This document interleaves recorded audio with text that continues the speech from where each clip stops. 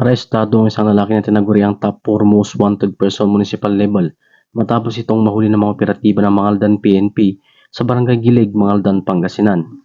Habang kinilala naman ang kanilang hepe na si Police Lieutenant Colonel Roldan Cabatan, Chief of Police, ang akusado na si alias Tog, 19 years old, residente ng Barangay Banawang, Mangaldan, Pangasinan. Dakong alas 4 ng hapon nang maristo ang nasabing akusado sa bisa ng warrant of arrest na nilagdahan ng Honorable Sara Sanchez Fernandez, Presiding Judge of Regional Trial Court, Branch 15, Dagupan City, Pangasinan, sa kasong paglabag sa RA 7610 o kinilalang Special Protection of Children Against Abuse, Exploitation and Discrimination Act at may rekomendadong piyansang 80,000 pesos. Samantala, nasa kustodiya ng Mangaldan PNP ang nasabing akusado para sa tamang dokumentasyon at disposisyon.